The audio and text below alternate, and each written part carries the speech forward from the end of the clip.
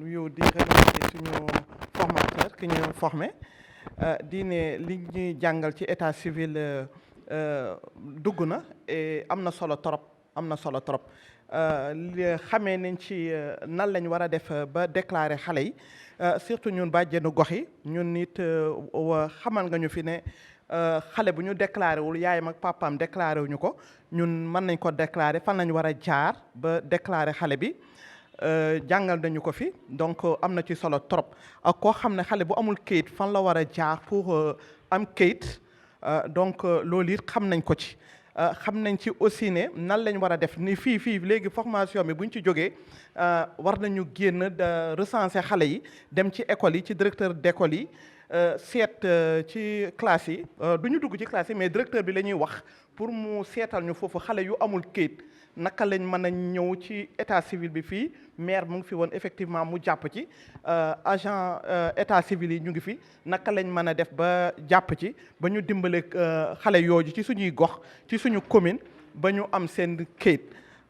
loolu laa ci wax di leen remercier yéen yëpp di remercier waa projet délégué de quartier ñoom seen na participants yi fi nekkoon yëpp séminaire bi am na solo trop xam-xam génn na fi lu baax génn na fi mais remercier aussi projet ci initiative bi un délégué de quartier def kii bi séminaire bi jàngal ñu formé ñu kontaan nañ ci torop bu baax a baax lii mën nañ koy gën di def tànnaat beneen délégué mu def ñu aussi jox ñu beneen formation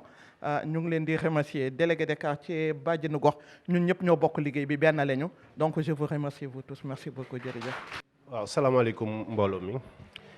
defe naa Assane moom bi mu waxee pare defe naa wax atum amatu fi mais war nañu wax rek ci turu Assane Ka muy président wu ci moom laay wax turam laay wax mooy président wu association des délégués dañoo organiser wu en collectif Assane nekk ci njiit bi donc xam nga moom mag la moo tax mu teel a bàyyi dem léegi bon donc damay wax ci turam comme waxoon naa ko sax démb mais dama koy répéter ndax lii moo gën a solennel wax dëgg yàlla wane suñu contentement comme ni ko Assa waxee ñu ngi gën a kontaan nag bi mu nekkee kenn ci ñun ndax wax dëgg yàlla nit danaan jóge fële di ñu defal formation mais tey war nañ ñu délégué de quartier nouvelle génération am na ñu leen tuddee nouvelle génération véritablement dañu ànd ak mag ñi vraiment ñu def nekk en osmose déggoo bu baax nag suñu biir ba nga xam ne bii véritablement bi mu amee ñun yu bari ñu innovation yi ñu ngi koy def ñu ngi ciy réussir à le faire constitué wu nañ sax ay trucs d'information yu nga xam ni mën na dañuy utiliser ay kii d'information outils d'information yu nga xam ni dinañu permettre ñuy waxtaan suñu biir te dañ daan toog du ñu gëj gisee yooyu yëpp ay innovation la donc pour dire qu'effectivement wax dëgg yàlla lii c'est une étape mais étape bi dina ñëw ba nga xam ne bi le délégué de quartier dañu war def en sorte qu'il soit opérationnel te loolu dañ koy ñaan pencum Ndakaaru qui a été un partenaire qui a toujours été avec nous on l'a toujours senti à côté de nous ndax lii démb ni ma ko waxee woon dañ ko sollicité woon ndax ñun c'est pas la faute au maire mais maire daf ñu nommé rek sànni ñu ci terrain bi mais tey jii ñii complété nañu ko ndax outillé nañu te tey fi mu nekk nii wax dëgg yàlla délégué de quartier bu ci sàgganul trop di nga opérationnel ba problème ñuy poser dans les quartiers qui sont de divers ordres parce que dañuy poser tous les problèmes yu nga xam ne dans tous les domaines dama ko doon waxee parce que même boo xoolee booy xool ci ñi jël décision dafa am ay ministère affaires étrangères ak ministère de l'intérieur ministère boo demee tribunal am na tribunal pénal am na tribunal civil am na tribunal famille tout ça civil mooy fanel évidemment mais pour dire que dañu spécial mais le délégué de quartier amul problème on lui pose tous les problèmes nit location ñoo nga ca mariage ñoo nga ca cause et blessure génn na fi léegi ci waxtaan wax dëgg yàlla nous sommes des administrateurs de proximité déjà loolu mooy la nouvelle appellation bu njëkk chef de quartier lañ daan wax mooy temps colon yi ñoom ils étaient là chef de canton chef de quartier mais léegi on a compris que dootuñu ay chefs yu sol ay mbaxane yu gudd toog mais c'est des gens qui sont au service de la population dans le quartier loolu laay wax assez souvent gars yi ma leen man ñun nous sommes des délégués de quartier mooy surgawu quartier bi du ñu ay chefu quartier bi ñun ñooy surga quartier bi ndax dañuy yee à des heures yu nga xam du ngeen ko soupçonner pour des problèmes lu mu man tam dañuy jóg def donc vous avez parfaitement raison de nous outiller te may demander au chef de quartier ñu bañ a sàggan ci formation yii ñu ñuy defal ndax ñun lay dimbali dina tax ñun parce que aussi duñ la dénkee mbir doo ko soofantal parce que ki la dénk daf la yaakaar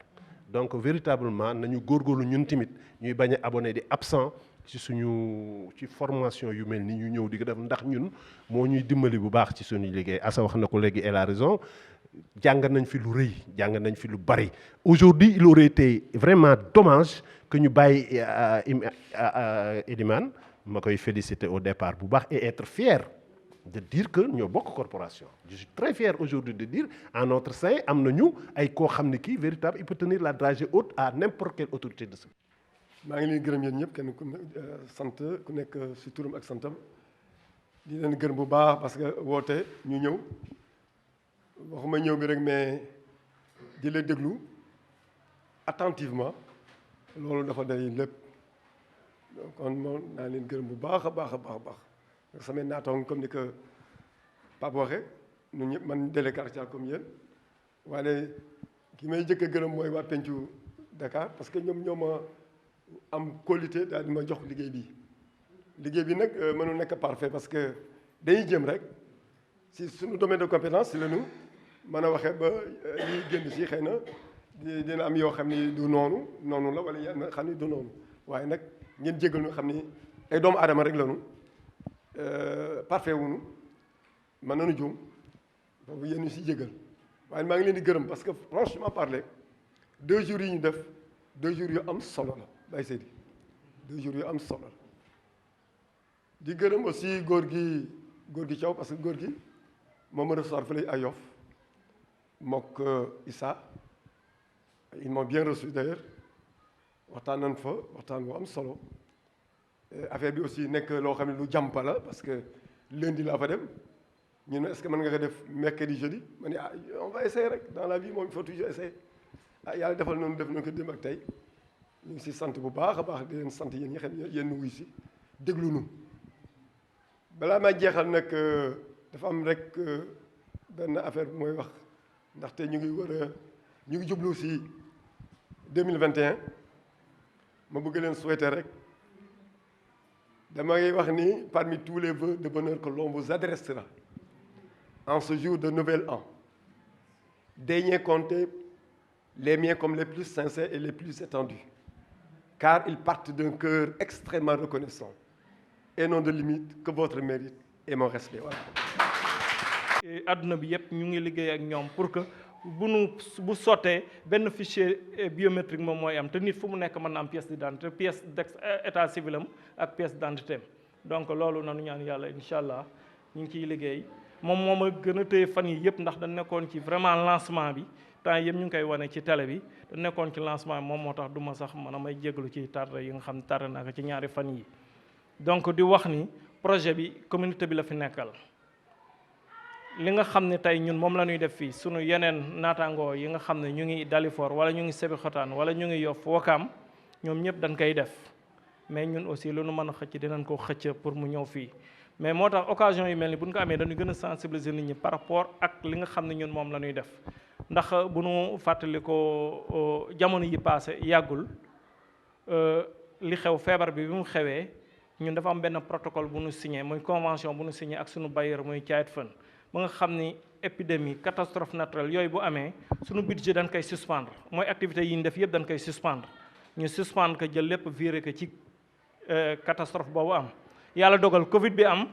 au mois de mars sunu budget ñu suspendre ko moo taxoon ngeen dégg naan projet bi mi ngi doon apporter soutien am ci communauté Cambérène ba tax ñu doon joxe ay ceeb ak ay diwlin ak ay suukar di ko jox famille yi di joxe ay paanu raxasukaay ay gel di ko jox famille yi jël école yi di leen jox ay masque parce que école yëpp dañ leen jox na leen ay masque ak ay gel ba pare jël li nga xam ni parce que pratiquement dégagé nañ ci budget bu am solo fii rek ci Cambérène ci Covid bi rek def nañ ci pratiquement lu xaw a jege 12 millions ñun ndax bi ñu defee loolu également jël nañ ay